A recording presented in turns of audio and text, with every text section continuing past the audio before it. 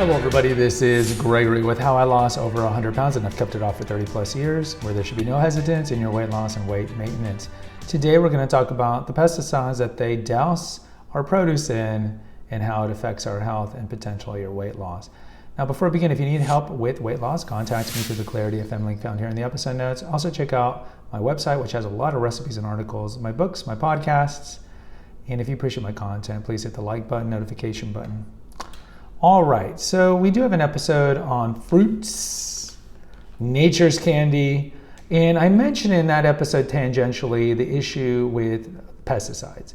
So in the West, we douse a lot of our produce in pesticides. Ostensibly, companies like Monsanto do this. Like Roundup is probably the most famous one. If you go over to the Awakened Man, probably in the episodes in the 200 to 300 range, there's about 3 episodes on Monsanto getting sued for Roundup causing cancer. That there's a lot of people who've come out recently, and Monsanto's had to pay tons of money. Really, Bayer owns Monsanto, but they've had to pay out a lot of money to people because of the links that Roundup, which you might have in your garage, is a carcinogen. It's a type 1 carcinogen.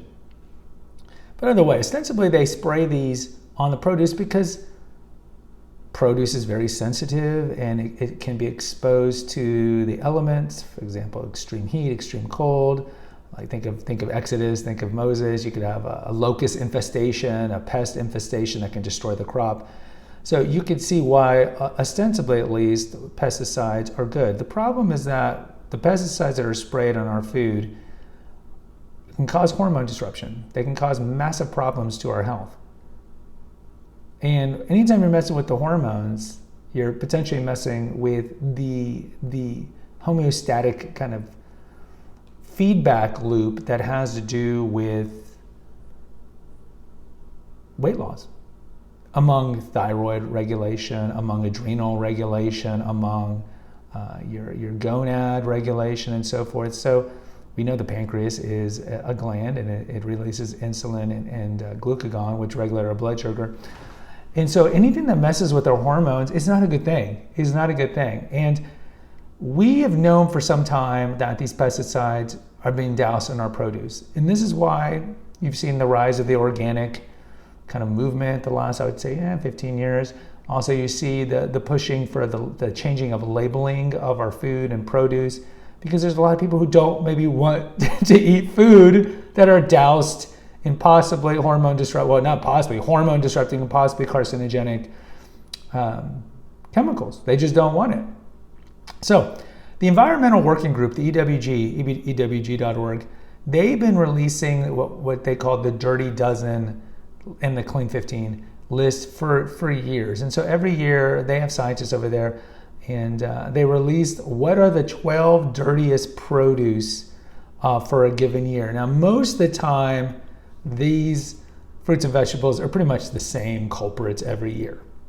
And so the Dirty Dozen essentially is, if you eat these produce, you should really make a concerted effort to buy them organic, because the organic ones, I mean, you could say don't have the same toxic pesticides, but I mean, there's studies that a lot of these pesticides that are sprayed, the wind pushes them into neighboring lots or even to organic camps, and even places that grow them organic. I mean, the whole organic symbol and logo has been, it's so easily corrupted by the corporations that kind of run it. And we know the USDA and the FDA is a revolving door run by former big pharma, big food, big medicine. So I mean, they have a conflict of interest. So it's not beyond the pale to think that a little bribery here or there will get a certain company's strawberries the organic label when they probably might have the same pesticides. Either way, kudos to EWG for doing this. They also are famous for the Skin Deep app. So Parabens, for example, are a hormone-disrupting preservative that's commonly found in deodorants and lotions and in sunscreen and so forth. And for people who use a lot of toiletries, you can go to ewg.org and type in whatever your Bath and Body Works lotion is, and it gives a grade on how the possible ingredients in it that are toxic and so forth. So again, knowledge is power when it comes to our health, and these are things we need to know. But anyways, let's get to the Dirty Dozen for 2022. Again, these are ones that you should ideally buy organic. And when you say you can't afford it, go to the episode we did on 5 cheap foods that are pretty nutrient dense. You can, it's just, you have to reallocate what you find to be important in your diet. And so if you say you can't buy organic strawberries, but you can go buy $5 coffee or eat out or get Uber Eats and pay the convenience fee, then you really can. All right, so clearly strawberries. Number 2 is spinach. Normally the leafy greens are always on these, and the berries too. 3 is kale, collard, and mustard greens. 4 is nectarines. 5 are apples. 6 are grapes. 7 are the peppers, bell and hot. 8 are cherries. 9 are peaches. 10 are pears. 11 celery, and 12 tomatoes. So these are the ones that have a lot of pesticides. So I'll review them here. Strawberry, spinach, collard, kale, mustard greens, nectarine, apples, grapes, bell and hot peppers, cherries, peaches, pears, celery, and tomatoes. Now,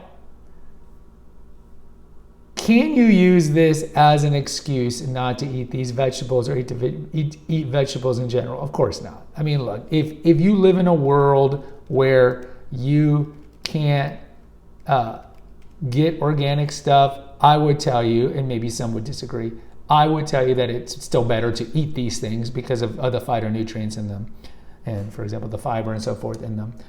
But ideally, again, if you can, buy them organic. Now, really quickly, I do want to do the Clean 15. The Clean 15 are going to be produce that you do not need to buy organic because they themselves in their nature don't absorb a lot of pesticides. Avocados, sweet corn, just no corn as a whole is genetically modified in America. Pineapple, onions, papaya, peas, asparagus, honeydew melon, kiwi, cabbage, mushrooms, cantaloupe, mango, reminds me of Chris Kattan, watermelon, sweet potatoes. Okay. I'll repeat these. These you do not need to buy organic. So don't fall for it. When you see organic, fill in the blank on these. You don't need to buy organic. But typically these you don't find organic. They don't sell them organic. Avocados, sweet corn, pineapple, onions, papaya, sweet peas frozen, asparagus, honeydew melon, kiwi, cabbage, mushrooms, cantaloupe, mangoes, watermelon, and sweet potatoes. So typically it's going to be the more tropical fruits and vegetables, or the sweet ones. Now, what about produce that's not mentioned here? Well, those are going to fall somewhere in the middle. Like bananas, for example. They're going to fall somewhere in the middle. And something like organic bananas, you can definitely buy because they're not that expensive. They're not that expensive compared to the regular ones.